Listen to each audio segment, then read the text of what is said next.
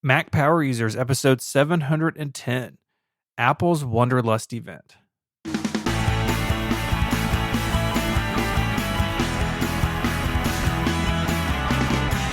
Hello and welcome back to Mac Power Users. My name is Stephen Hackett, and I'm joined by my friend and yours, Mr. David Sparks.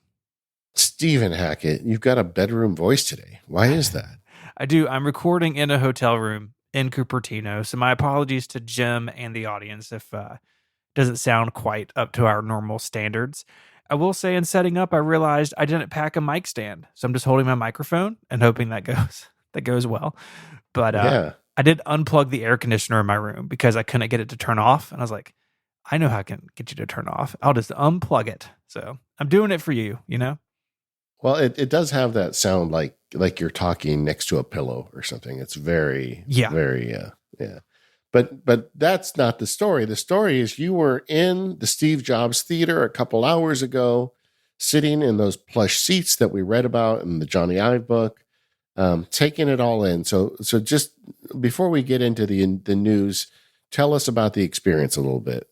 Yeah, it was fantastic. I got invited a couple of weeks ago and flew out here in the middle of our St. Jude campaign, which we're going to talk about in a second. But it was really great. You know, I've been to a bunch of WWDCs, both as just a person and as press, and really different vibe for an iPhone event. The media crowd is very different. I recognized far fewer people than I do at WWDC.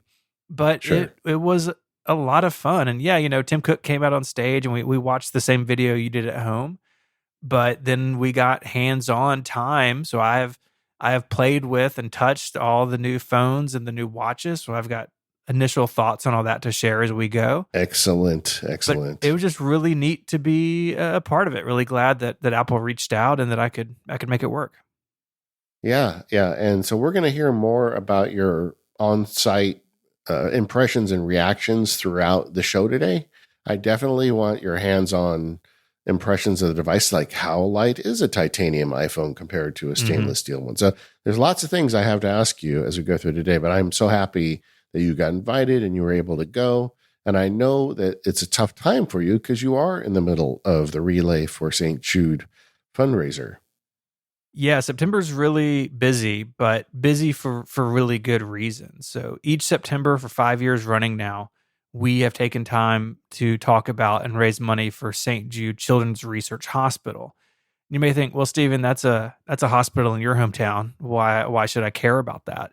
Well, St. Jude does happen to be in my hometown, and that was a huge blessing when our oldest son, Josiah, was diagnosed with a brain tumor at 6 months of age.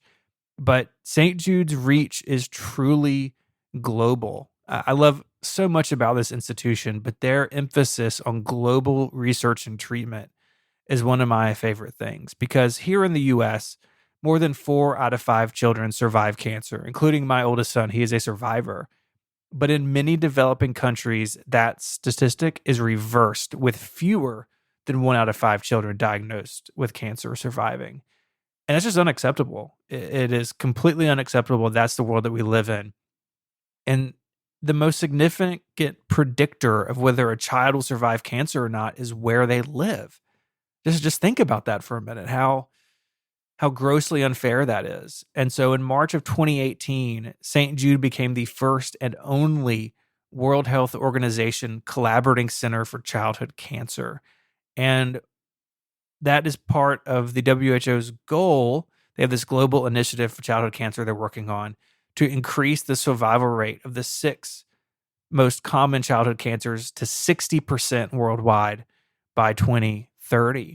And St. Jude works through this global platform to provide free chemotherapy medicines in the next few years to as many as 120,000 children around the world with cancer. It's not here in my document, but I know for a fact it was on the news and I talked to people involved with it.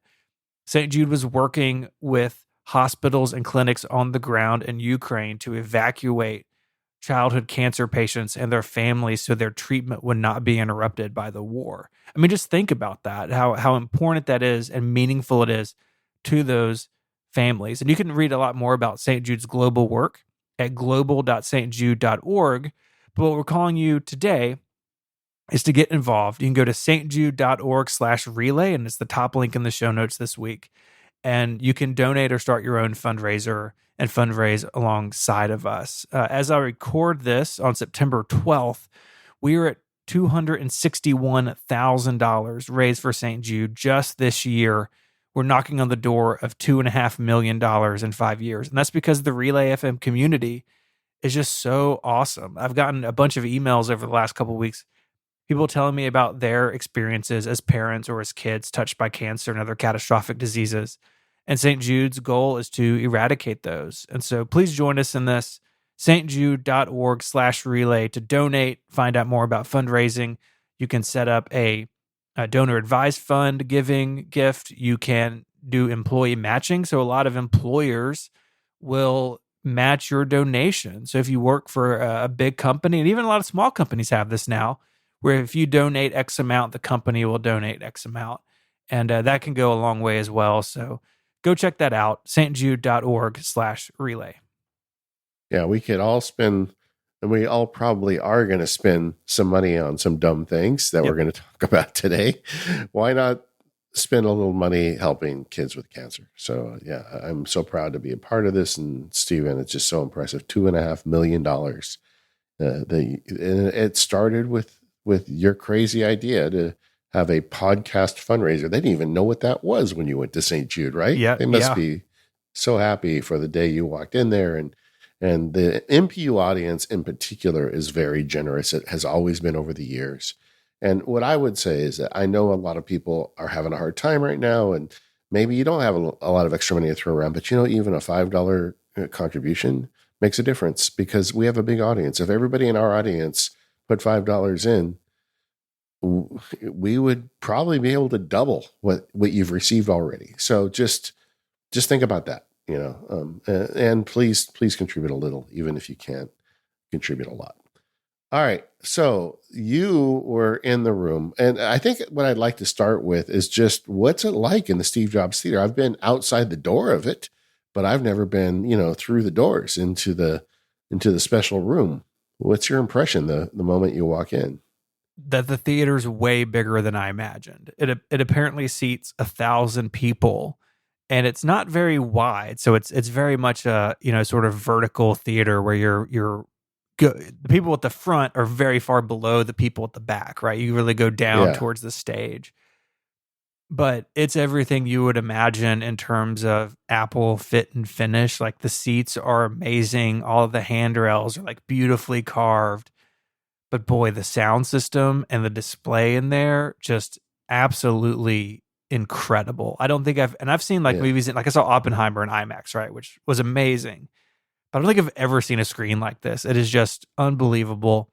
I will say, if they were to ask me any feedback, all the slides with black text with white backgrounds or anything with a white background is blinding in person because the screen in the theater is so bright. You're watching at home on your Apple TV, it's not that way. But there were a couple of times I was sitting between Chance Miller, who was just on the show. He's the editor at 9 to 5 Mac. I was sitting between him and Jason Snell. And there were a few times all of us kind of looked away a little bit because it was so dang bright.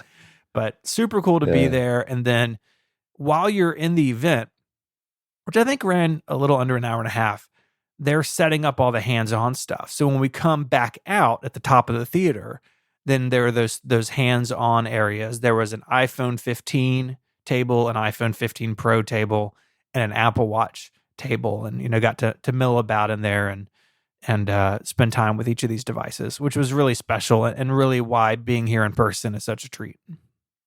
I wonder if Apple employees watch Oppenheimer screenings and stuff in that theater. I mean, if they're not, I don't know what they're doing. Yeah, I did. I was sitting kind of next to the sound booth, but a little above it, so I could see into it. And all I wanted to do afterwards was go in and talk to those people. Because I could see that being your a complete distraction for you. Yeah, they did have at least 2 rack-mounted Mac Pros in that sound booth, which is just really cool on its own. But it was really neat to see a production in there. Obviously, I'd love to see something live. I mean, Tim Cook came out in person, but then we watched the video. But it was very impressive. That's the other funny part of this is that they built it before COVID, right? The Mm-hmm. whole thing was designed for the old fashioned Apple Live event that we had, where, we had, Craig Federighi on stage getting through demos and people coming on stage to show you their Hot Wheels and, all the crazy stuff they used to do at those live keynotes. But during and shortly after the construction process, the whole keynote process changed to now it's going to be a pre-produced video. I wonder if they had to build it over again, if they would have done it differently. I don't know. Yeah, But I either don't way, know. I'm so glad you got in there, man. And you were on the ground, like I said, and you got your hands on. So let's talk about the stuff that was there. The first thing I wanted to comment on is I felt like, we were in the Max Sparky Labs Discord and people were saying, I hope we get the announcement today about the Vision Pro. And I'm like, they aren't even going to mention it. This is the iPhone. This is what pays the bills. This is all iPhone. But I was wrong. I mean, they didn't make an announcement about when they're going to release it, but I felt like there was an underlying thread of the Vision Pro throughout this presentation that I did not expect, where they're saying, hey, we've got the global audience. Let's remind them that we have this new platform coming in. I thought that was something that I didn't expect to see today. Yeah, I didn't think they would talk about it at all. We did not get a date. We got, hey, you get to early next year. Not really giving any detail there Yeah. yet. But there's some stuff in the new iPhone Pro cameras to capture spatial video, which we'll get to. But really, Yeah. Tim Cook's part at the top was really just a recap, right? He says, and he said right off Yeah. the top, iPhone's and Apple Watch today. But then he goes into this Yeah. update of like, oh, these are the things we've done with the Mac recently. This is kind of an update on Vision Pro. And I mean, they got to give that context, especially for things I think that were introduced at WWDC. That's not really a consumer facing show. And so I understand why they talked about all that. And they kind of moved on to jumping into the heart of the matter. But historically, Yeah. Apple's always taken some time at the top of these things to provide updates on other parts of the business. We didn't hear anything about retail today, but in the past that may have been in here, like 4 or 5 minutes on some new Apple stores internationally or what they're up to. But yeah, just a little touching of Vision Pro. We didn't see it, right? They just talked about it, but they seem on track to get this thing out early next year. Yeah. Agreed. I feel like it will be early next year. And I don't have any secret information to say that, but it just seems like they're going to get on with it. But the other thing is we got to see the back of Michael Simmons' head, another recent guest on the show. When they had the little developer slide, that was the back of his head. I'm like, another MPU guest in the keynote. But yeah, there was no real news there. It was more of like a reminder. But I feel like that's partly because there are people there today that were not there in June, and they want to remind us that, hey, we got this big thing we're working on. One of the things that they spent a lot of time on today that they don't normally do was the environmental stuff. They did a little skit, and they took more effort than just the obligatory slide for environmental stuff that they've done historically. Yeah, I thought that was interesting. It was kind of woven into the event. In fact, most of the environment stuff was like inside the Apple Watch section. We're kind of pulling it out here. But Yeah, 3 years ago, Apple announced their plan to be completely carbon neutral for its supply chain and products by 2030. And they yeah, used this event to highlight their work towards those goals. And it comes out in a bunch of ways, right? So loads of recycled materials in things like the batteries of the new phones. The titanium in the Apple Watch Ultra 2 is all recycled, where the Ultra 1 was all what they call virgin material or material mined just for this purpose. yeah, Replacing leather across the board with something called fine woven, which I can talk about. I did get to experience that. Really, just what I thought was a very strong statement that, hey, this is our goal and we are moving toward it in concrete ways. And that was definitely the point of the video with Mother Nature or Mother Earth. And that was hilarious. And I think played yeah, really well in the room. People were laughing. But yeah. they're taking this seriously, man. Yeah, yeah, and it's all sorts of little steps they're taking. For a company the size of Apple, it's quite a a big thing to pull off. But they clearly it's very important to them. And I know that as power users and geeks, we're like, Yeah, yeah, yeah. But what about the neural engine? It's easy to Hmm. get caught up with the technology, but I do like that the company we're giving our money to is trying to be a little more responsible about this stuff, and I think that is good. What do you think? I guess since we're going to jump around a bit today because you were in the room, but what is your impression of the fine woven material that they've got in the bands? They've got it in the watch cases and various other places.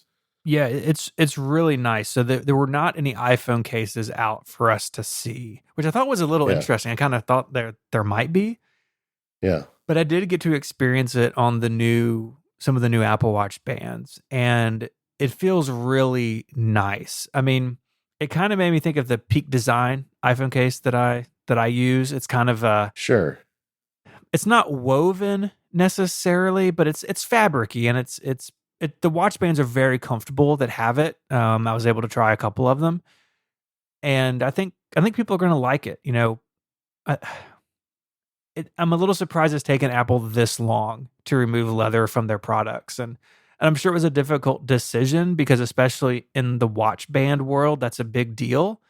But most of the bands, at least that I see in the world, aren't the leather ones. They're, Velcro loops, or they're the rubbery ones, which now use a lot more recycled material. But I think it's going to impact the case market a little bit more. And there will still be options out there for you if you really want a nice leather case. There are a bunch of companies that are going to make them. But yeah, Apple at least has made this move this year, and I think it's a good one. yeah. And at one point during the presentation, because Hermes, however I Hermes. say it, it's I'm going to be wrong, but Hermes.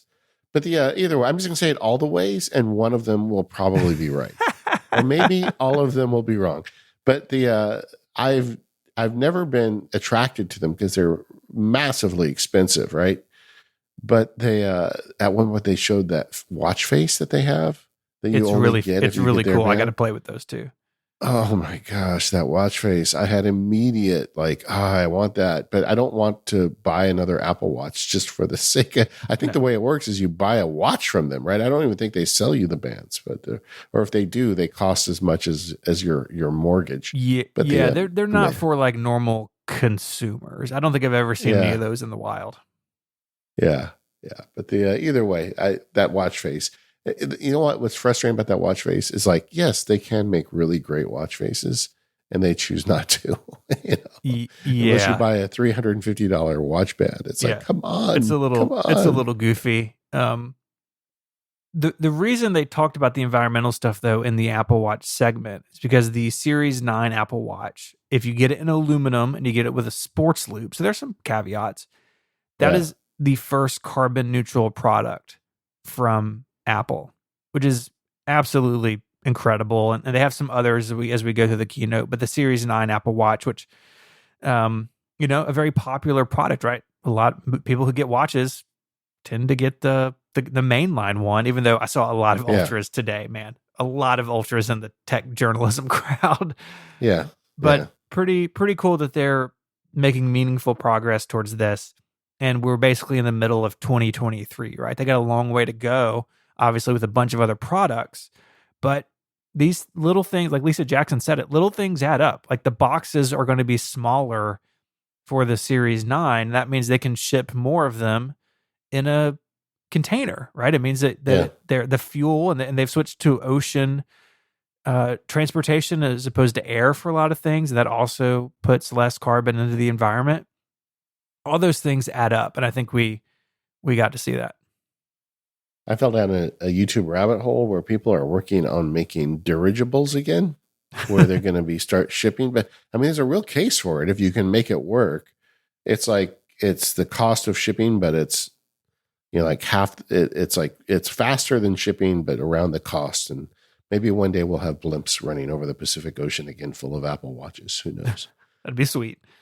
Anything else on environmental stuff? I think that's the big thing. We may touch on it as we go, but it was a part of everything they announced today. The fine woven, I really want to get my hands on that just to kind of get a feel for it. But I get what you mean by, the cases with a very like fine grained material, like a very tight weave. I think it looks like in the pictures that's what they're going for. This episode of the Mac Power Users is brought to you by 1Password. Go to onepassword.com/MPU and get 20% off your plan. Check it out today. There's two problems with the password system. The first is it has to be complex enough to properly protect you. You can't use the same password everywhere. You're going to get into trouble. But at the same time, it has to be easy enough to use that it's convenient and you actually use it. Well, 1Password walks that middle path perfectly because it gives you strong and unique passwords at every website you go to. At the same time, it is super easy to use. The reason they call the app 1Password is for a reason, because once you set it up, you really only need to remember your one password. After that, the application takes care of giving you strong and unique passwords no matter where you go on the internet. 1Password adapts to you no matter where you are in life. If you just need a personal account, they have those. You can also get one for your family. That's what I use. I have a family account for everybody in the gang. But if you want to use it for your business or your enterprise company, you can use it there as well. 1Password is trusted by over 100,000 businesses, including companies like IBM, Slack, and GitLab. With 1Password, you can protect yourself, your family, or your global workforce with a simple security system that has easy collaboration and actionable insights. One of the challenges of having an effective password system is finding an easy way to share it. Well, with 1Password, it is ridiculously easy. You can just put it into a shared vault, and the other people also have access to it. You can also share it with people outside of 1Password safely. So this really protects you in that common problem of when you get tempted to put a password in something like a text message. And 1Password can monitor and mitigate risks like potential breaches or just letting you know when the passwords you have in your vault have already been published as hacked passwords. Security is a full-time job, and you don't have time to do it yourself, so get someone you can trust. Get 1Password. They submit themselves to regular third-party audits and the industry's largest bug bounty to help them act on threats before they can affect you.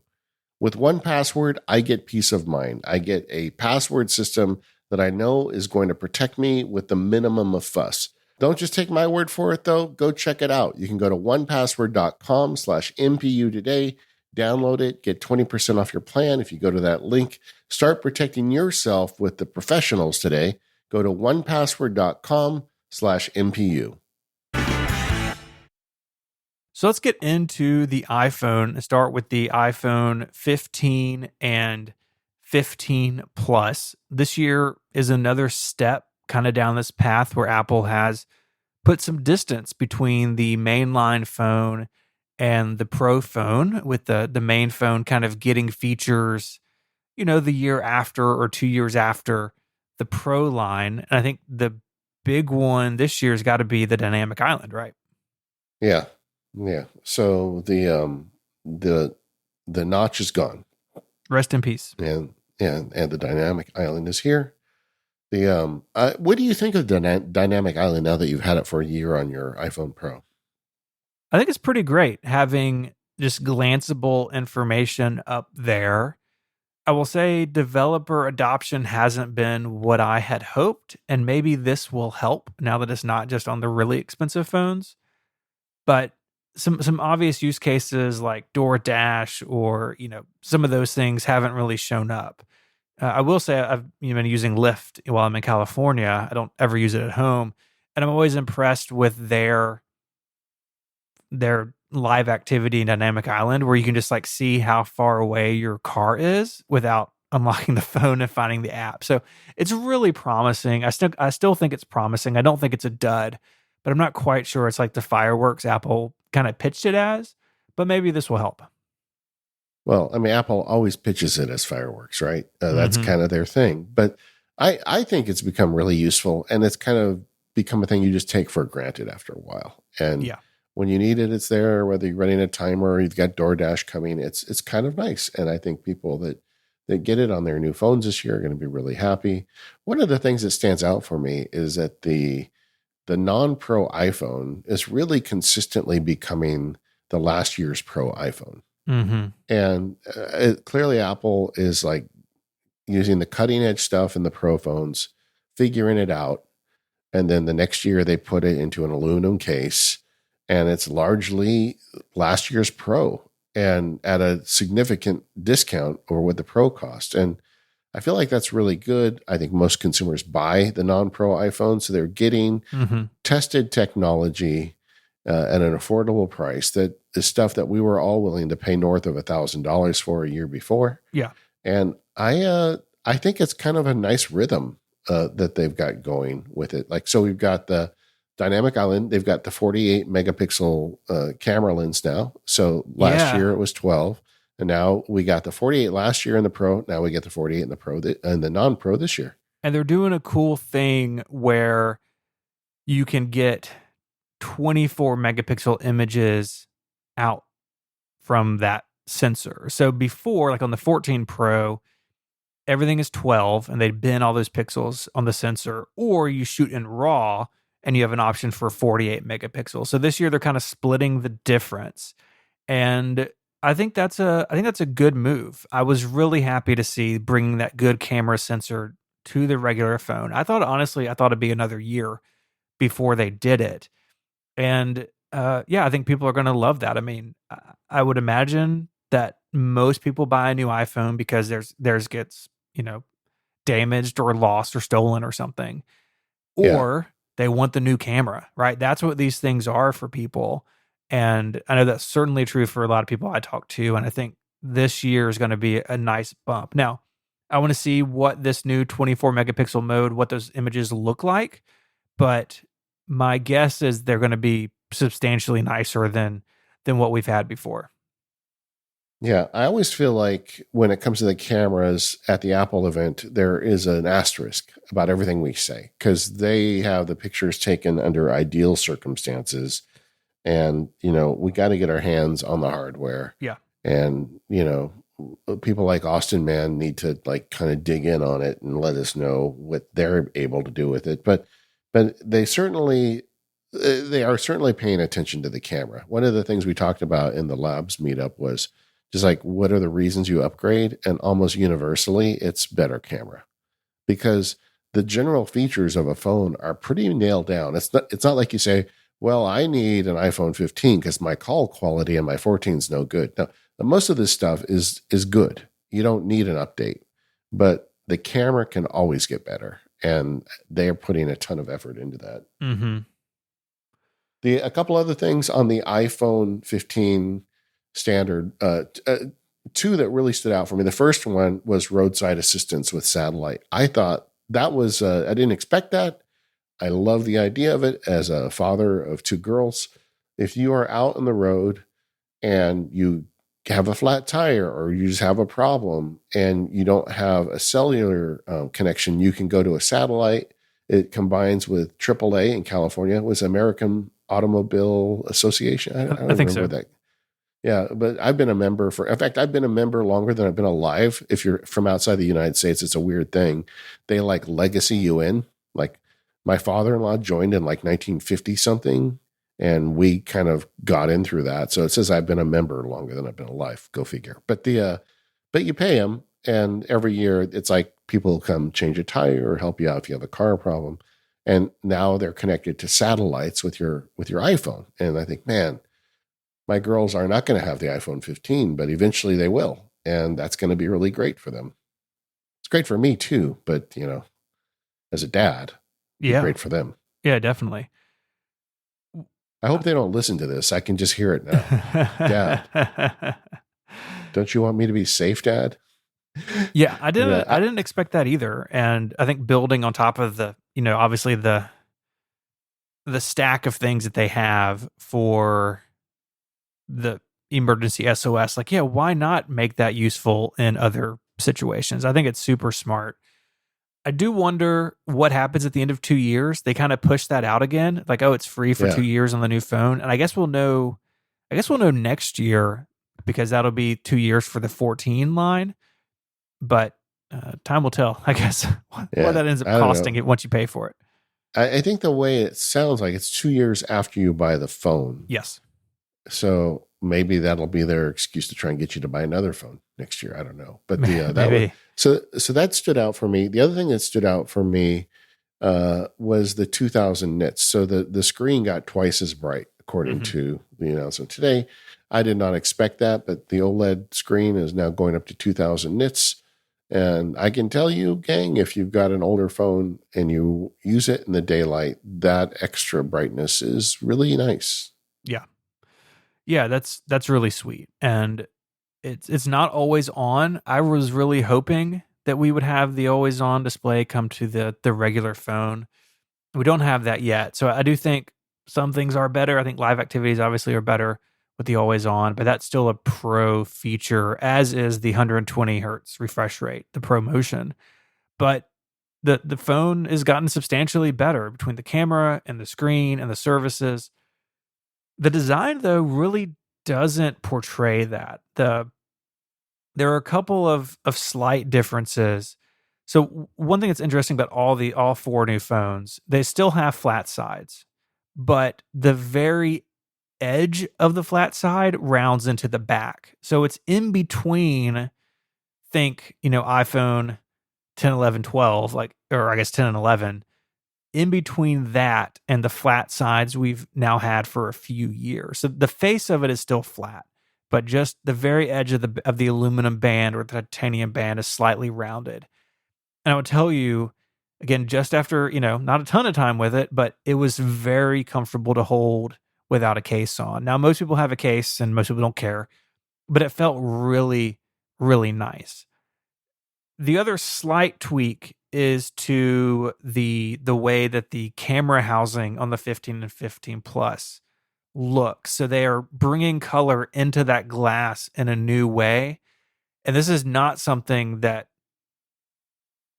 was easy for me to understand watching the video, but getting to use it in person, it looks really nice. It looks very high end. Suddenly, the way that the glass, the sort of mesa that all the cameras are on, or the two cameras on this phone's case, it looked really nice. Now, none of the colors are all that exciting. They're very pastel, very light colors, but I think the way they've sort of brought color into that glass mesa, it makes it feel a little nicer than it used to.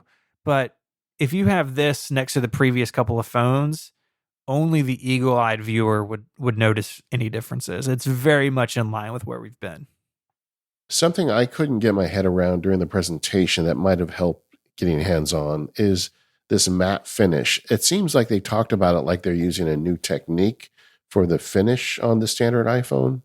Does it look or feel any different than the old one? Not to me, not any big difference.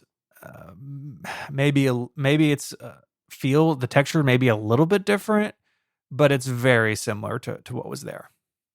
Should we talk about connectivity? Yes, connectivity. I like that's how they phrased it. Connectivity. They didn't even talk about well, let's talk about the USB-C. No, we want to talk about connectivity. And then we're going to wait till the very end to get to this USB-C thing. Yeah, we're going to start with wireless connectivity. It's like, what are you doing? So a couple of things on the wireless. So all of the new phones and watches come with an updated ultra wideband chip. That's if you've ever used Find My with an AirTag and you get the little arrow, kind of like, oh, go this way. Yeah. It seems like you can now find another person with that. It seems like it's also longer range than before, but those new features are only capable when there's an ultra wideband sensor on both ends. And as far as I know, they did not update the AirTags today, not that I've seen. And so I don't know what the deal is with that. But it's a useful thing when you need to use it. It's not a reason to go buy a new phone, but hey, I'm glad they're doing stuff with it. Yeah, and they're doing quite a bit with it too. And this chip is in all the devices coming out today. I was really hoping at some point they would have an image of Tim like touching fingers with a U2 chip. Just but I don't think anybody would really appreciate that at Apple. They gave lip service to the fact that there's 5G, and that one of the things they talked about in the wireless connectivity is the use of machine learning to filter your voice. Mm-hmm. What'd you think of that? If it works as well as they say it does, it's going to be really cool. They've done some of that with FaceTime, and it works pretty well, at least in my limited experience. Yeah. I think that's a sort of feature though that they need to make it easily discoverable, because with the FaceTime, at least in iOS 16, with the FaceTime features, it's like buried in Control Center and it's kind of not easy to find. And I hope that they make that more useful. That's one of the things I noticed in the video. The lady was at the like farmer's market and she says, let me filter out the background noise. But if you watch her, there were multiple swipes and taps. Like she was Mm-hmm. doing so, and it could just be a video production thing. And the director said, well, just, wave your finger around, because, it's production. But it looked to me like she went through several steps to get that on. I would think that that would be a button that just appears on the screen next to the mute button or something if you're actually using the phone. Yeah. I'm actually installing I'm not sure it would work on my phone, but I'm installing the beta as we Mm-hmm. record the show on my phone to see if any of this new stuff is here yet. But yeah, I agree. I hope it's useful and discoverable because it would be a nice feature. I think a lot of people would like it. But eventually they got around to the wired stuff and they announced without really a lot of fanfare that the iPhone is now USB-C. Good for Yeah. you. Yeah. Very understated announcement. So I took some notes on how they pitched it, and it basically was, hey, USB-C is everywhere else, so now it's on the iPhone. And at least on the regular phones, they're not really taking advantage of anything USB-C can do in any interesting ways. But you can use the USB-C port on your phone to charge an Apple Watch or to charge an AirPods case if the AirPods case is also USB-C, which is nice. And it was Yeah. promoted, as this like universal standard. Um, it's about time. Like I think we're too early to know what the feedback from the public is going to be, and we talked about this on a recent episode. What we think is going to happen, but I'm excited. I'm ready to get rid of Lightning everywhere I can. Yeah, I think they're going to get blowback, but not as much as they did with the Lightning. Do you think in a world where the European Union doesn't mandate USB-C, I mean, Apple really didn't have a choice. They had to put it in. Do you think they would have gone to USB-C anyway if they weren't required to? I don't know. That's a hard thing to Yeah, say. I do think Apple is interested in going all portless, but I think it's just too early for that. So yeah, I don't know. yeah, yeah. Me either. And then at one point they showed off some USB-C ear pods. That's the corded ear Yeah, pods. yeah. And I forgot they even make those Me things. too. I'm like, oh yeah, they make that. Yeah, who knew? This episode of Mac Power Users is made possible by MacPaw, who are thrilled to announce Moonlock, their new cybersecurity division, and along with it, their upgraded Clean My Mac malware removal module. You can join millions of satisfied users who rely on Clean My Mac's malware removal for its ease of use and its dependability. And now it's powered by Moonlock Engine. It's even more effective in safeguarding your Mac. Moonlock Engine is brought to you by the Moonlock Division, that new cybersecurity unit by MacPaw. Find out more about Moonlock Engine and try the updated Clean My Mac with 5% off their coupon code MoonlockMPU using the link in the description. So this is a big deal for Clean My Mac X, and I love that MacPaw has a dedicated cybersecurity unit now because the internet's a scary place, even for Mac users. And I think dedicated resources behind this is going to make Clean My Mac X an even better deal for Mac users. There's a lot to love about it. Faster scans now run up to twice as fast, ensuring quick and efficient protection for your Mac. Plus expanded coverage because now the scan covers additional locations like external hard drives, mail attachments, archives, browser extensions, and more, leaving no stone unturned in the fight against malware. And you can customize the scan to suit your needs. Prioritize either speed or coverage, giving you control over the level of protection you want. Backed by a dedicated team of experts, Moonlock is exclusively focused on addressing the security needs of macOS users. As cyber threats continue to rise, they're committed to bridging the gap between emerging risks and the knowledge needed to protect against them. Check out the link in the show notes now to learn more about Moonlock Engine and try the updated Clean My Mac with 5% off when you use the coupon code MoonlockMPU. Our thanks to MacPaw and their new cybersecurity division Moonlock for their support of the show and Relay FM. All right, whatever we all care about, right? The iPhone Pro. I feel like the Mac Power users listeners are like skewing heavily iPhone Pro. So that's another thing I learned today in the Discord group with the labs. Nobody there was going to buy the iPhone 15. Everybody wants the Pro, right? And I think that's natural. We're power users. We want the cool stuff. Yeah. There's a lot to talk about with this thing. Let's start with the new chip. A17 Pro, 3 nanometer process. I think the last one was 5 nanometers, if memory serves. Yeah. Or they had like an enhanced 5 nanometer thing. It's like, yeah. This has been a breaking point for a while now that we were going to move over to 3 nanometer. It's the first chip that uses it. There have been rumors that Apple has purchased basically all of TSMC's 3 nanometer capacity, which is like, what a flex. Like, we're going to buy every one of these. I think what's it's not the most important thing, but the most interesting thing to me is the A17 Pro. This is the base technology for the M3, more than likely. Yeah. So this sort of arrangement of CPU cores and neural engine and GPU cores, like the technology used here, this is the building block for the M3 and everything that comes, in the M3 lineup. So it's always interesting to think about, and any efficiencies gained in terms of power and performance and battery life obviously make the biggest impact on an iPhone, right? But there's also benefits to this technology when it gets to the MacBook Air and the MacBook Pro and so on in the future. So that's exciting. We get a little preview of what the Mac may be like in the future through this chip.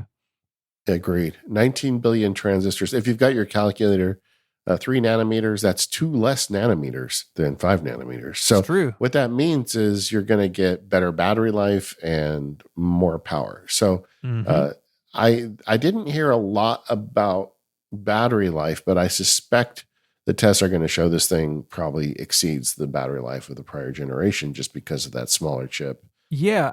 I was super surprised we didn't get a slide with like 2 hours better battery. They didn't really give details on that. We're just going to have to see how that goes in the real world. But it's still an important step technologically. And honestly, Apple can solve for that, right? They can decide we want to go for lighter this year, titanium instead of steel, and we're going to make a smaller battery because we get more life out of the smaller one, because we get less draw from the smaller chip. So, they can decide really how to tweak that if they want. Yeah. The core layout is interesting too. 6-core CPU, 16-core neural engine, which means they've gone up, I believe, with neural engine cores, and they spent a lot of time talking about the GPU. And when you were saying earlier, this is kind of a forefather of the M3, I think that would mean that we may be able to look forward to substantial graphics improvements with the M3 if they're already implementing this on the iPhone, like ray tracing and hardware. Is that something you really need on a phone? I guess if you want to play first, party, first order games on it, but I feel like that is really going to translate well on a Mac when you jump that GPU number even higher. Yeah. They're moving the ball forward in a bunch of interesting ways there. The thing that jumped out at me is, and it's always funny, right, when they do these gaming segments, but they're suddenly talking about technologies that use different parts of the system on a chip in harmony with each other. Yeah. And that's really interesting too, that they're pitching this as, it's obviously better for CPU and GPU, but there are things that use the GPU and the neural engine, or like this and that, and we're moving forward in those areas too. Very clearly, Apple Silicon is just on fire. I think they're very happy with how it's gone, and I think they should be. I think they should be proud of it. And not only that, it feels like they're not comfortable. Like they're not sitting back on their lead. They're just pressing forward full steam ahead. And that's what I want from them. I want them to be way out front and just continue to push harder, because that drives everything. When you get to more neural engines, it allows you to do more stuff on device. I mean, Apple's big security push is going to require them to have real smart neural engine capacity on these devices. So they're the only company really in the place to do this. Yeah. But let's switch over. The material changed as well. And Hmm. so this year we went from stainless steel to titanium, according to Apple today, grade 5 titanium. At one point, they said this is the same stuff on the Mars rover alloy. And I said, somewhere, Stephen, just had a big smile on his face. Yeah, I was sitting next to Jason Snell, and we're like, yeah, look at that. So this is very interesting. I will say right off the bat, it feels substantially lighter. So I had in one hand my 14 Pro Max, and the other hand a 15 Pro Max, and I told the Apple person there, like, it's hard to believe this is the same lineage of phones. Like, it's not like half as heavy, right? It's not like when the Yeah. iPhone went from the iPhone 4S to the 5, but it is a lot nicer. And I think it'll be noticeable even with a case on. I think it'll be the weight difference will be noticeable. The weight difference, though, comes from the titanium, but also they've moved to aluminum for the sort of the inside chassis of the phone, which also makes it weigh less. And Yeah. interestingly, that sort of re-architecture makes the iPhone more repairable. For a long time, if you've broken the rear glass on an iPhone, it's really expensive because they've got to replace, in some cases, the whole phone or like the whole chassis of the phone. And now that back piece of glass is basically a separate component that can be replaced. And so I'm super happy with that angle, and it just looks awesome. I actually was really interested in the aluminum titanium like alloy and combination. Like I'm really I nerd out on tool steel of all things, but Hmm. like Japanese make blades that are really infamous for being a soft metal on the inside. The bulk of it is a soft metal, and then the edge is a very hard metal. So you get a sharp edge, but you don't have the weight and the difficulty sharpening that you Yeah. would if it was all that. And it looks like they did something here. The way they presented it, I don't think it's laminate. It feels like to me it might be. I don't know. I want to learn more about it. Is all I'm going to say. But we heard all the rumors about titanium, but then when they said, and we're combining it with aluminum, I'm like, oh, that makes so much sense. Hmm. It's less expensive. In some ways, it's stronger. It's lighter, and you put all this together, and you're going to have a really light, strong phone, which is cool. I need to know though this brushed texture. I'm Yeah. not sure about that. What's it feel like when you get your hands on it? It's very, very similar to the old titanium Apple Watches. So not the Ultra. The Ultra titanium is not brushed, it's bead blasted. So it looks a Yeah. lot like the aluminum finishes. But this is very similar to those old Apple Watches. So it is brushed, but you don't really see the brushing unless it's in sort of the exact right light. It kind of diffuses light in an interesting way. I think it looks really good. And I think Apple's imagery, at least during the keynote, kind of overplays the brushing compared to what it looks like in real life. This does not look like zebra stripes going up and down your phone. Okay, that's It's good. really That's nice. good actually. And Yeah. it should, if it's like that titanium watch, it should be basically impervious to fingerprints. The stainless steel, like, my word, if you touch those bands, you see your fingerprint perfectly, and someone could lift your fingerprint and rob a bank. But that is not the case with these, and it looks really sharp. It really looks nice. All right, tell us about the colors. They're four colors: white, black, blue, and natural. So really, the color is most noticeable between the three sort of monochromatic options in the back glass, but they're all kind of muted. I think the natural looks really good. The natural looks like the Apple Watch Ultra, and that's the one I'm interested in. The blue is very, very close to midnight. I see why they didn't call it that because it's a little bit bluer than midnight is, like on the MacBook Air. But then the white and black, or the silver and black, or whatever, they're much more traditional. Like the back glass is very bright. And I've got an Instagram post I'll put in the show notes. I took pictures of all four from the same angle with my iPhone, so like they all would look the same. And I think you can get a pretty good feel for that. I think if you're a person who like wants the color that's new every year, I think it's going to be blue or natural for you. Yeah, natural to me was like, I mean, I just saw it online, but I'm like, yeah, that's the one. Like often I struggle over that decision, but I love the natural look on my Ultra watch, and I Mm-hmm. want to match that. So Yeah. that's probably what I'll do. They talked about in the presentation how this new one has the thinnest borders yet, but they didn't really go into much length about discussing it. Having your iPhone 14 Pro Max next to the iPhone 15 Pro Max, how thin are the borders? Does it even matter? They're definitely thinner, and I think it makes the phone feel a little bit smaller in the hand. But I've been looking at a 14 Pro Max for a year, right? I think if you're coming from a 11 or a 12 or something like that, it's going to feel dramatically different, right? Because you're really jumping ahead. But year over year, it's noticeable. It's cool, right? They're trying to move to this basically just like a piece of glass with some metal behind it. They're getting pretty close. I'll say that. Yeah. What do you think about the action button? Man, it's so So cool. that's the Cool. new button to replace the little switch to turn off the ringer. It's it is a button, but it's actually a, what's the term, where haptic engine button. So you press it and there's a haptic engine underneath it to give you feedback. As I understood it from the presentation, you can hold it for ring silence and then hold it to turn that off. But if you just do a press, you can have a user selected action. Is that the way it worked? So my understanding is a little bit different. By default, like out of the box, it's set to ringer mute.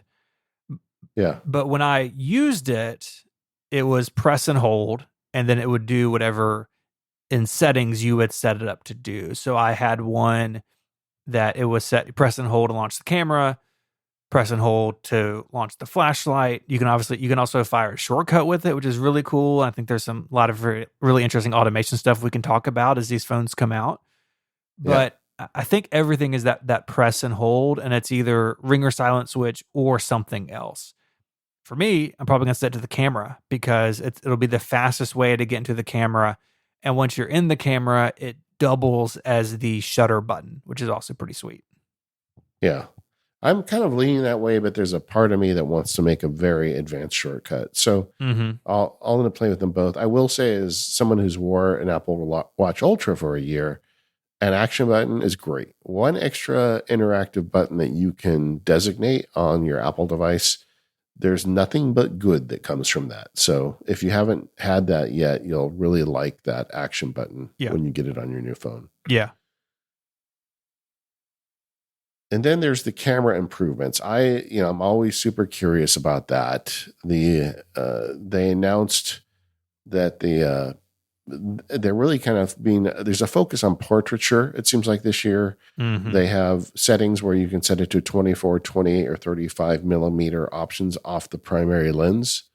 And I guess if I understand correctly, that lens is good enough that they can just set it at a different focal distance and without really any loss of fidelity. Did you get a chance to play with that? Yeah, because the sensor's so big, they're basically just pulling information from the center of the sensor. Gotcha. So And it's of like a course, little crop, maybe. Yeah. yeah. And of course, the Steve Jobs Theater is like beautifully lit and like very, it's like anything you shoot in there is going to look good. But in my playing around with it, it looked pretty good. Yeah. I sort of quibble with it's like 7 lenses in your pocket. It's like, well, not really. It's just kind of different cropping on this monster sensor. But it does give us more flexibility in terms of the range that we now have from the ultra wide all the way up through the 5X. And, Yeah. that's something that I think we need time to see what it's going to be like. Yeah, I think Sean Blanc will be holding on to his Leica, right? But Yeah. but for a phone in your pocket, that is a nice improvement. It seems like they put a lot of effort into portrait images in general. One of the things they announced was that it's going to be capturing portrait data even on standard photos. So you don't have to remember to put it in portrait mode when you take a picture. You can add it as a portrait mode image later, and it'll Mm-hmm. do the processing on device. You can even change the focal point, which I thought was really interesting. It is And cool. the example was somebody in the foreground was in focus and the background was out, and they tapped it and it changed the focus to the background image. And I am maybe easily sold, but I think that portrait stuff with the little bit of bokeh just looks really nice coming off the phone. And it seems like every year it gets a little better. Mm-hmm.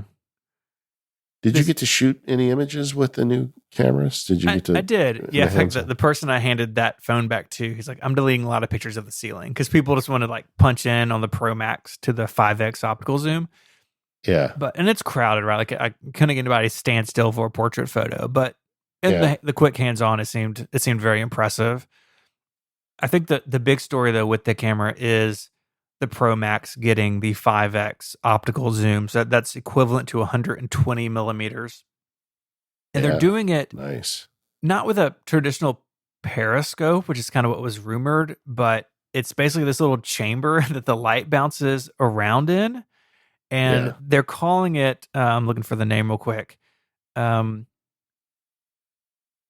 they're calling it the tetra prism, and so the light changes direction 4 times before it makes it to the sensor, and it lets them do this, with this optical zoom. And what that means is that you get as high quality as possible at that zoom level. And I think it's going to be cool. And in playing with that, again, I took pictures of the ceiling at the Steve Jobs Theater. I was like, oh, this looks really sharp. Like it sort of startled me because we've been used to digital zoom forever on these phones.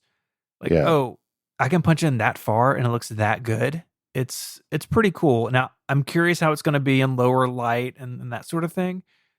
But my use case for this is taking pictures of my kids doing things outside, sporting activities or other things.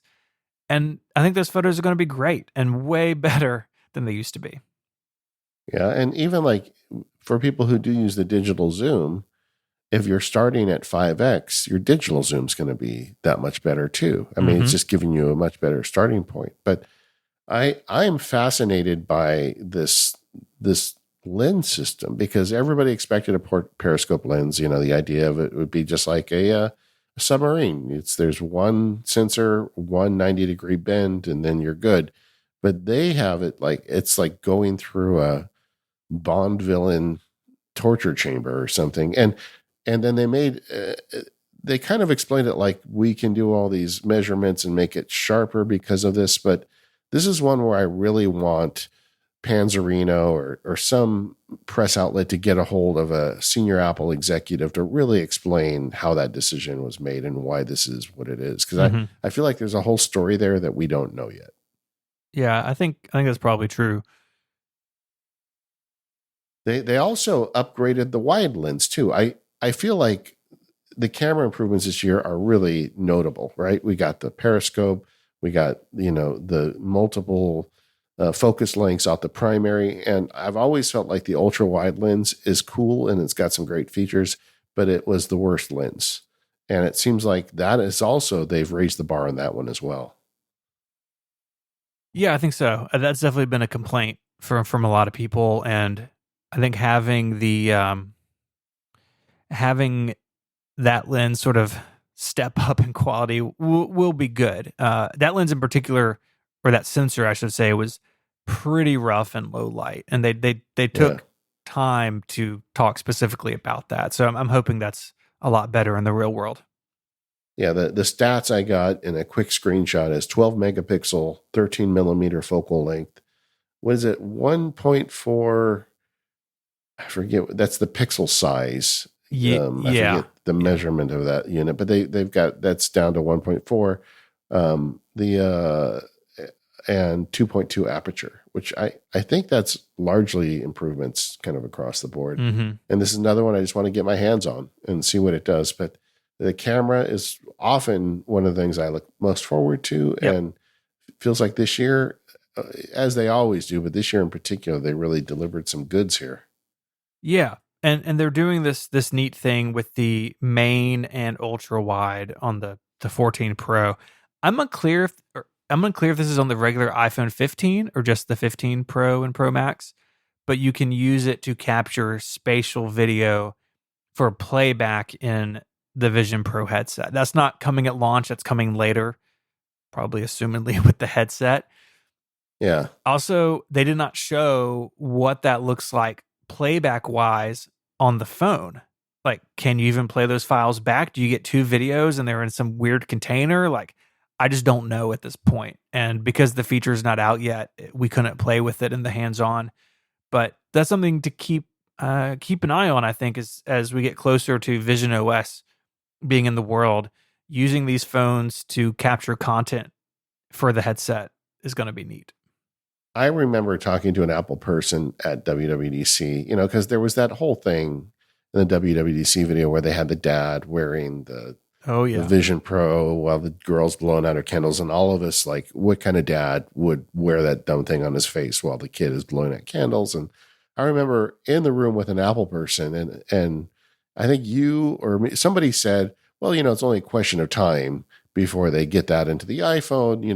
It'll probably be a couple of years before they get that, but that is obviously the next move. So you don't have to wear that thing. You can take the image with your iPhone and then go back. And we were thinking, well, when the Vision Pro gets more affordable and it gets more out there, that'll be a next move. And looking back, that Apple person looked at us like, yeah, that probably would be, but you know how they don't say anything? Yeah. And now I realize, I think that person knew that we were going to get it in a couple months and was just like laughing. Who knows? Yeah. Inside, because we were so like, we had the right thread, but we totally missed it, that it would be here right away. And that was a big shocker moment for me. I feel like that coming through, I was really happy to see that. So that's cool. And I can't wait to shoot some spatial video. And what they say is true. Like, for families that are spread across the world, you get, these are expensive devices, but if you have one on your head and you've got a grandchild on the other end of the world and you get to see a 3D video of them, that's going to be a special thing for you. And I don't know. I can't wait to get my hands on that thing. But either way. And then the USB-C story for iPhone Pro is better. It gets 10 gigabytes per second if you have a USB 3 cable. I'm pretty sure that doesn't come with a USB 3 cable. It doesn't. I didn't really run. Okay, so you got that one figured out already. But but that's cool. I mean, not everybody's going to need that high data transfer rate, but if you shoot video on your phone in high res, that's going to make life so much easier. Yeah. This is interesting. So the iPhone 15 and 15 Plus, that USB-C port is still USB 2.0 speeds. USB 2.0 came out like 20 years ago, and that's ridiculous that they say it's the USB, like, I guess, controller on the system on a chip that is why this is the way that it is, but it's USB 2.0 speeds. The 15 Pro and Pro Max, 10 gigabits a second, USB 3. The cable is optional, which is like just the cheapest thing out of all this event. Like, it's $1,000 phone. Most of these phones are going to be $1,300 or $1,400. Put the USB 3 cable in the box. It's infuriating. It's not Thunderbolt. It is USB 3, but that lets them, like you said, you can record ProRes video onto external storage. The camera system can shoot 4K 60 now, which you're going to want an external drive because those files are really big, really fast. You can shoot into things like Capture One, which is this application for shooting in a sort of a live environment where you're taking your photos basically directly into a computer, into a Mac. So they're doing some interesting things with it, but not having the cable in the box is a little frustrating at the price point. I don't know. I guess they think most people aren't going to use these features, and if they do, they're willing to buy a cable. But it stung a little bit when they said the cable is optional. I'm with you on that, but in terms of the standard iPhone not having it, as I understand, the controller is on the A17. It's not like a separate controller. And the standard iPhone has the A16. It just doesn't have that chip in it. So I don't see them going back and like trying to like modify it to put Mm-hmm. the higher speed.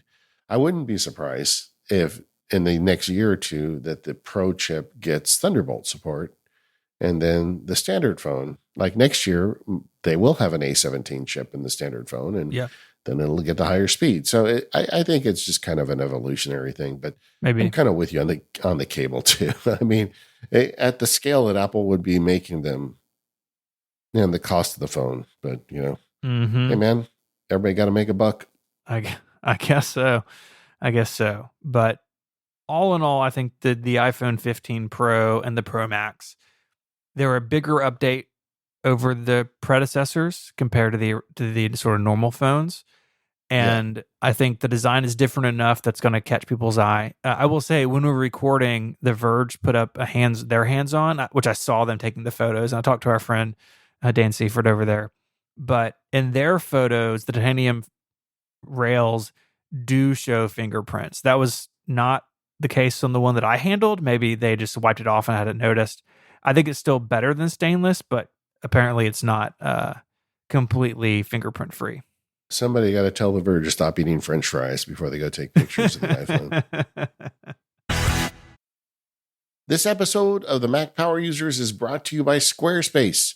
Go to squarespace.com/MPU and save 10% off your first purchase of a website or a domain using the code MPU. Do you want to become a hero among your friends and family? You have nerd super skills. You listen to the Mac Power Users. You get it.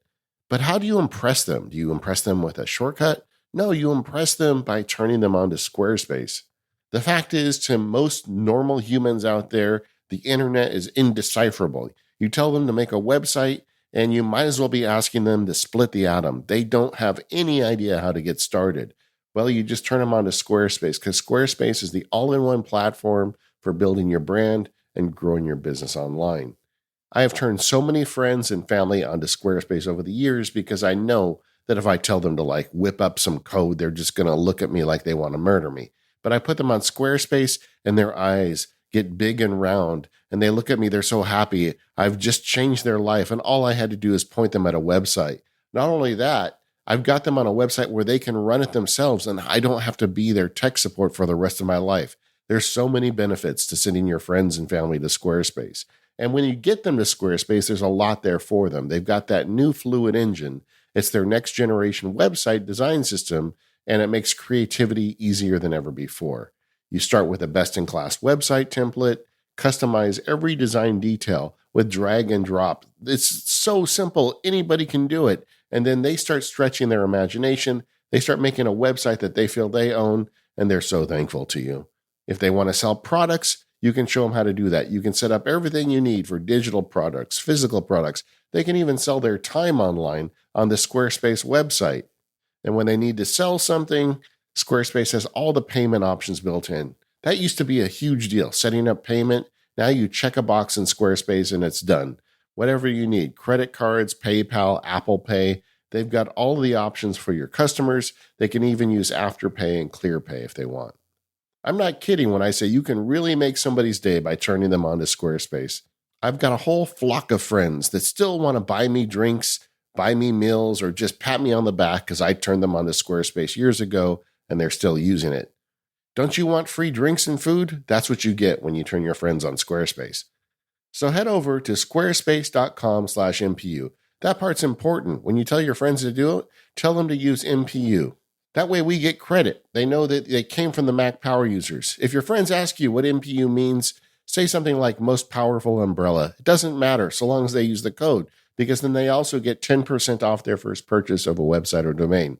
That's squarespace.com/MPU and use that offer code MPU when you decide to sign up or get 10% off your first purchase and show your support for the Mac Power Users. And our thanks to Squarespace for their support of the Mac Power Users and all of Relay FM. So let's talk about Apple Watches. We got Apple Watch Series 9 and the Ultra 2. You want to tell us about the new chip? Because this is the first time in a while the Apple Watch has gotten a meaningful silicon update. Yeah, we keep hearing that Apple's getting a new chip every year, but the last several years it hasn't been much of a new chip. It's almost been a rebranding of an old chip with a few minor changes. Mm-hmm. This year we actually got new features on it, which is great. Um, I love it when they say our most powerful insert name yet, because you can Like, literally say that at every event. It doesn't really mean a lot, but this is their most powerful watch chip yet. But what they did, they gave us some numbers: 60% more transistors. The GPU is 30% faster. All that's great, but I think the real star of the new chip is the neural engine. They've never had a neural engine on the watch mm-hmm. chip before, and now they do, which now gives it new features. Right? You can. There's a couple things they do. First of all, the thing that always gets me excited, voice recognition. Siri is processed on device, and we all have our complaints with Siri. One of them on the watch is that a lot of times it has to go up to the internet to get an answer to your question, or even just to understand what you said, which slows it down. And they talked about, because it's all on device, it's 25% more accurate. And the fact that there was room to be 25% more accurate, that's the inverse of what they just said, right? And it made me kind of sad. But yeah, if you get the new watch, it's going to be more accurate Siri. It's going to be done on device. And then the other thing that you get out of having the neural engine is that can do other kinds of sensory stuff. And one of them is a new gesture. For the first time in a long time, the watch has a new gesture. Yeah, it's really, really neat. So they're doing a gesture where you tap your index finger and thumb. Now, Apple Watch and WatchOS have some assistive features that use hand gestures that have been around for a couple of years, but this is sort of the first mainstream implementation of it on the Apple Watch.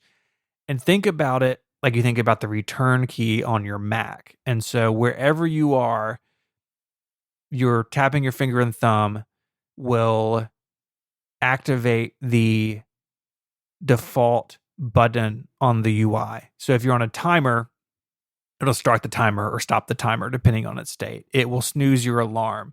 You can use it if you're on the watch face to start moving through your widget stack. All that's cool and it seems to work really well, but it is not an API for third-party developers. The only way a third-party developer can take use of this is when their notification has the screen. So if a notification comes in from a third-party app, you can tap to do whatever the notification's default button is, but it cannot be used, at least currently, inside third-party applications, just Apple's. And I don't know if that's because they were trying to keep this hardware feature a secret, and so they didn't put it in WatchOS 10. I assume it'll come to WatchOS 11, but just know that it's not going to be a universally used feature because none of your third-party apps are going to have it, at least for now, and that's disappointing. But in my time, like I got to see a demo of it, and it worked great for this woman every time she did it, and so that looks really cool.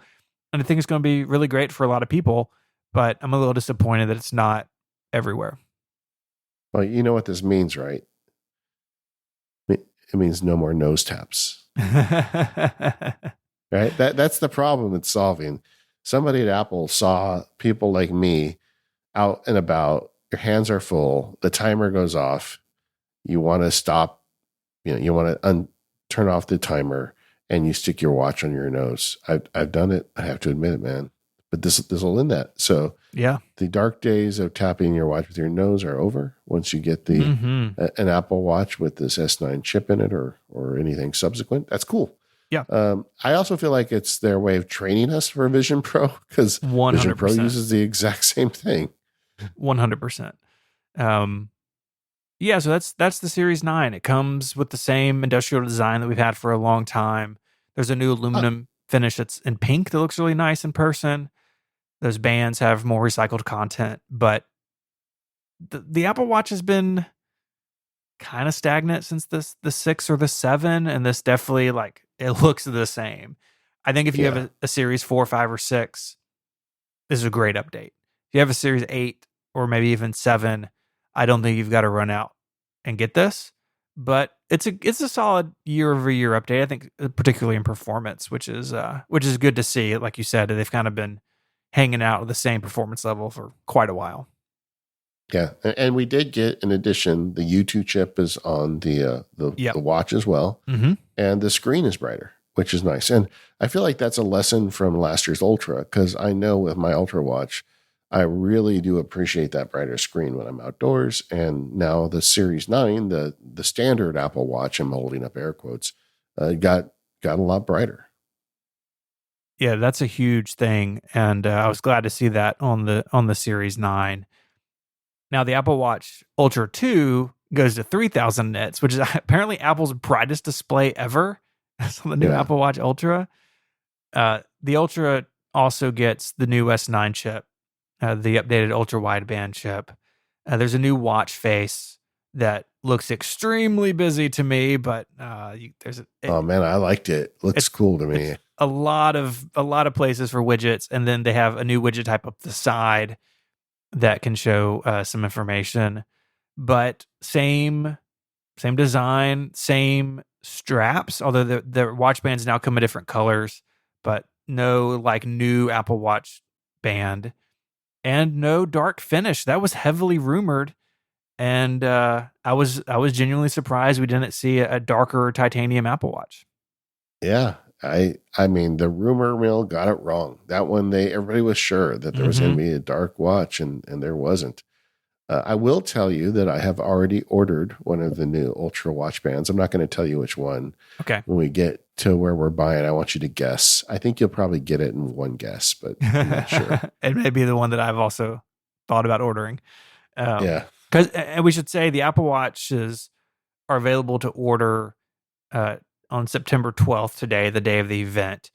Everything ships on next Friday, September 22nd, which is also the date of the podcastathon for St. Jude. So while you're transferring all your data from your old phone to your new phone, you can watch us on our live stream for that.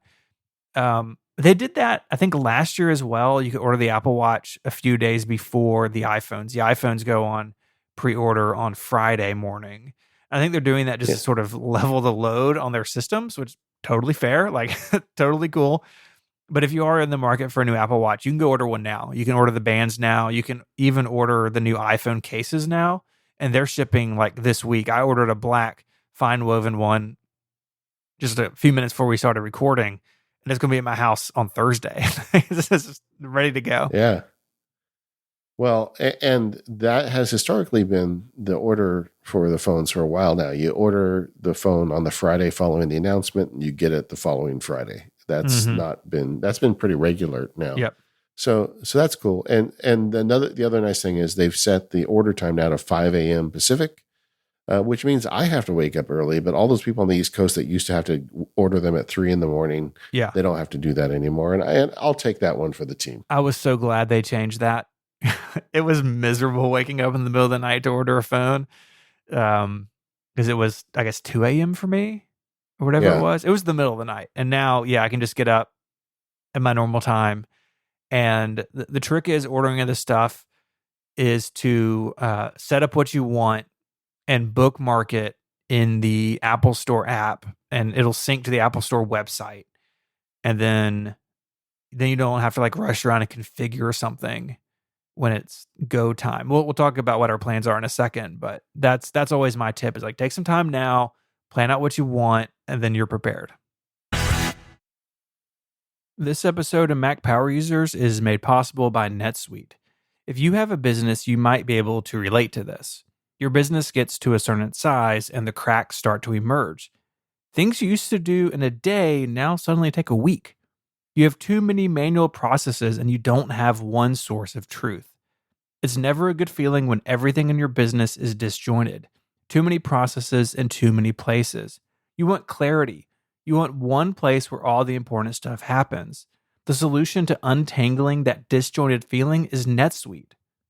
NetSuite is a software company that has developed a cloud-based business management platform to help your team deal with key business processes like enterprise resource planning and financials, CRM, e-commerce, inventory, and more.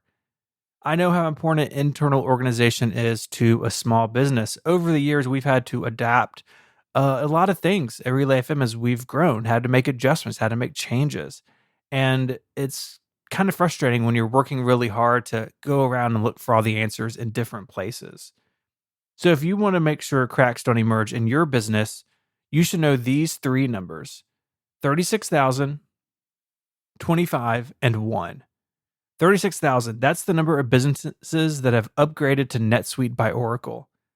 NetSuite is the number one cloud financial system, streamlining accounting, financial management, inventory, HR, and more. 25, because NetSuite turns 25 this year. That's 25 years of helping businesses do more with less, close their books in days and not weeks, and drive down costs. And 1, because your business is one of a kind. So get your customized solution for all your KPIs in one efficient system with one source of truth. Manage risk, get reliable forecasts, and improve margins. Everything you need in one place. Because having the information you need in one place makes it so much easier to make decisions. So go download NetSuite's popular KPI checklist designed to give you consistently excellent performance absolutely free at netsuite.com/MPU. That's NetSuite, NETSUITE, netsuite.com/MPU. Go there now and get that free KPI checklist to make sure your business is the one that continues to thrive. Our thanks to NetSuite for the support of the show and Relay FM. All right, we definitely want to talk about what we're planning to buy. But before we do, there was one bit of news that made me so happy. And you actually texted me. You took time while you're in Steve Jobs Theater to text me when it came up. iCloud Plus additional storage tiers. Yeah, Yay. buddy.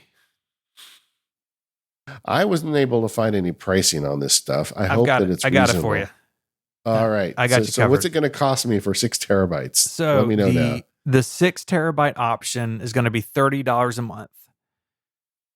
And the 12 terabyte is going to be $60 a month. All right. So when you buy extra, you don't save anything. That's cool. That is unclear. It's unclear if you get, like, if you're moving from 2 to 6. Yeah. If you end up with 18, like some of the, because this doesn't go live until the 18th when iOS 17 comes out. And so all we know is the pricing, not quite how it's going to work. But yeah, I mean, I know we've talked about this a lot on the show, and I'm starting to run into it because my daughter now has an iPhone. So we have 3 iPhones in our shared family plan. And she had an iPhone 8 and I replaced it with a 12 for her birthday. And she's taking a lot of photos and video with that thing. And I've watched just over the summer us inch from, we were right around like 1.1 terabytes to suddenly we're at like 1.35. I was like, oh no, like I'm hurtling to the 2 terabyte thing. Now, this is expensive, but it should mean that you have a lot more time before you have to worry about it again. Yeah. And still you get 5 gigabytes for free. Criminal. Man, that to me is worse than the cable thing. It's the worst thing. It's the worst thing in Apple's whole ecosystem. It's the worst part of it.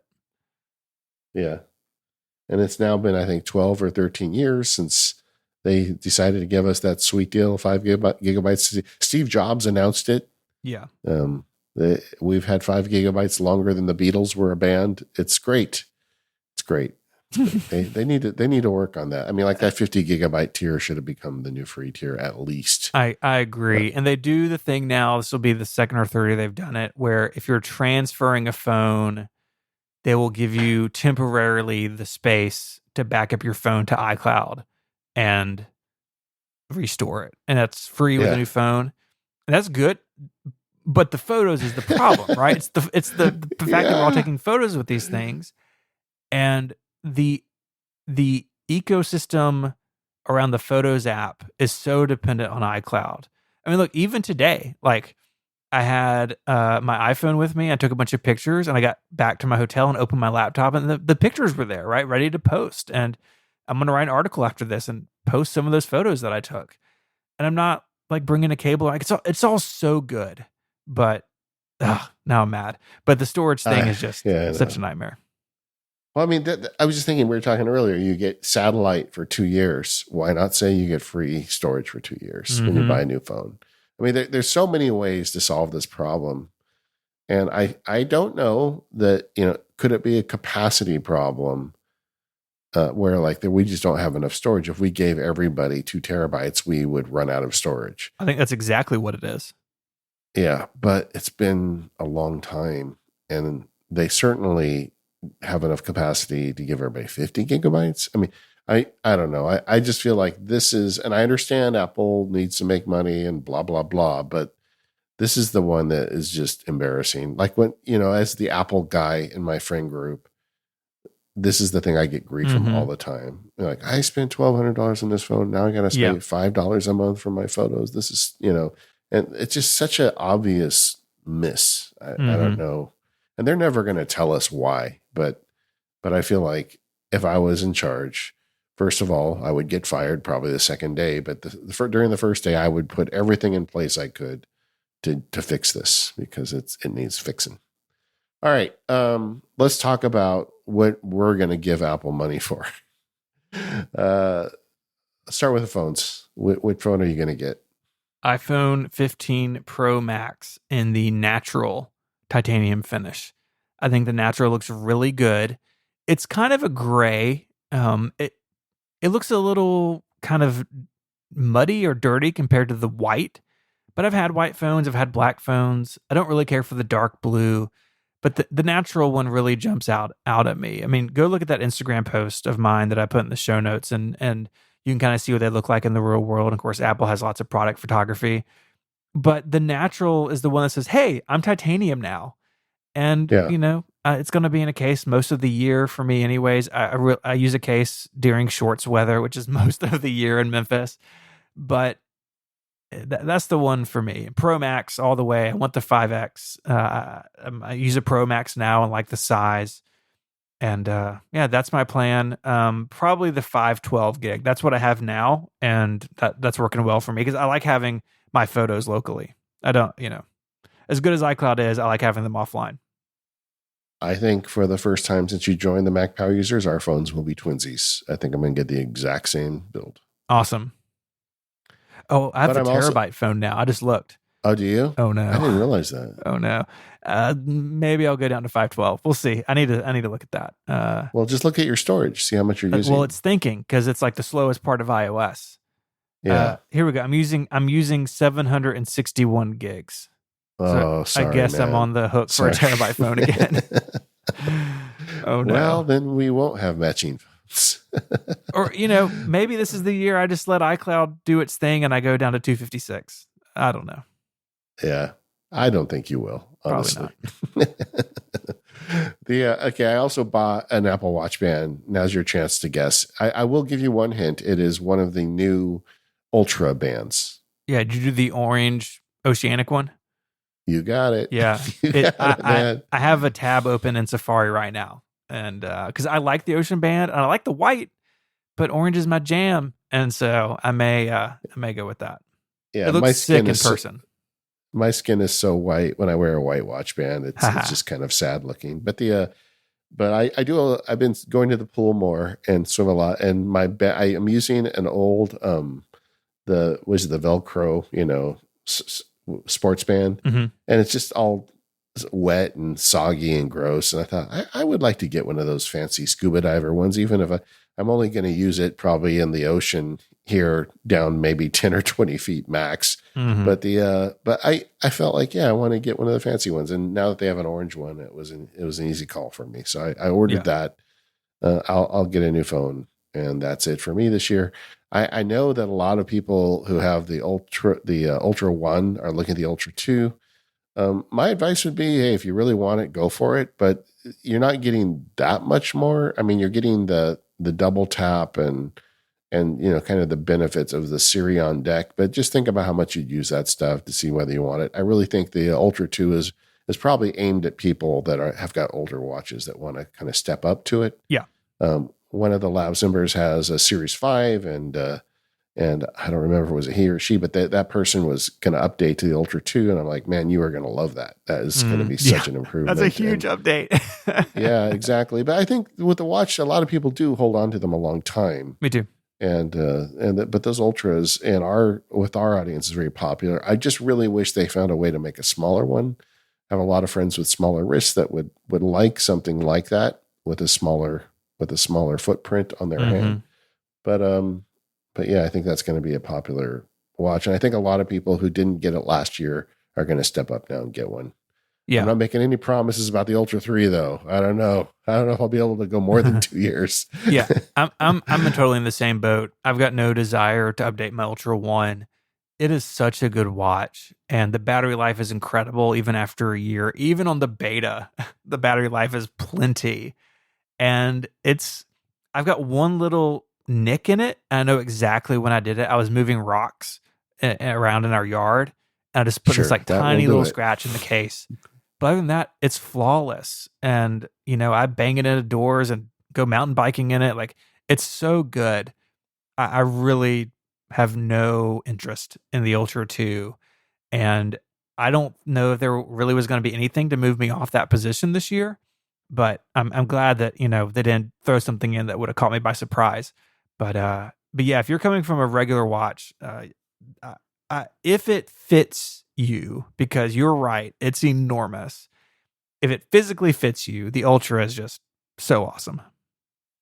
I feel like Apple should put it on the box now that, as a testament to its durability, that Stephen Hackett had one for a year and didn't destroy it. That's right. I think that's a selling point. If they had made, okay, let's go to next year and say Ultra 3 is out, you're ready to get a new one. They make the dark one as well as the natural titanium one. Which one would you get? I don't know. I really like the natural titanium look, but this watch in black would be sick. So that would be hard. That would be really hard. Yeah, I think I would probably just get the natural one again. I really like the look of the natural one, and Mm-hmm. it matches almost any band you throw at it, and so that's kind of nice. It's kind of classy in a way. Like I wore my Apple Watch Ultra with a suit a couple weeks ago, and like it looked okay. Obviously it's like big and bulky, but it has a class to it, the natural finish, and I guess we'll see how it goes. I want to see how the dark titanium iPhones hold up, but Yeah. I'm definitely happy keeping this watch another year. And I've only done that a couple of times. I'm usually a watch every year person, but this year I'm not in the market. Yeah, I think we both you make that deal with yourself when you spend that much money on a watch that you're not going to replace it in a year. Yeah, no kidding. All right. Stephen, I'm so happy you got to be there today. It was fun living vicariously through you when you were sending me images, and you finally got into that Steve Jobs theater. Some great announcements, other than us complaining about iCloud storage and cables. Mm-hmm. Apple really is clicking on all cylinders. The silicon just gets better and better, and then they're finding ways to capitalize on it. It's a tough year to skip upgrading with all these great new features in the phone. But yeah, good job everybody at Apple that made this. We have friends up there that work really hard on this stuff, and then this is the day they get to share it with the world. Especially the camera team, man, they really put some effort in this year. Yeah, they did. Yeah, I'm very happy with all the announcements this year, and I think that on the whole, it's a very solid year, especially for the 15 Pro. I think that kind of comes out the winner. But I think these other updates are also really nice, especially when you consider the vast majority of people don't upgrade year over year. The iPhone, I think, has slipped for most people from a 2 to 3 year thing to a 3, 4 to 5 year thing. And the watches are certainly there. And that's what you have to keep in mind when you watch these events and when we talk about them. Like, yes, it's exciting for us power users who are going to squeeze every ounce of performance and camera capability out of these devices. But most people aren't that way. And I think if you're considering a new phone, like these all have great capabilities and options. And especially with USB-C, it's gonna, I think, be exciting for a lot of people. All right. We are the Mac Power Users. You can find us at relay.fm/MPU. Next week, we will be back to our regular release time. That will be on Sunday afternoons. But we were very happy to get this one out early since we had a man on the ground getting hands on the devices. Thanks for all that, Stephen. And thank you to our sponsors today. That's our friends at 1Password, MacPaw, Squarespace, and NetSuite. And we'll see you next time.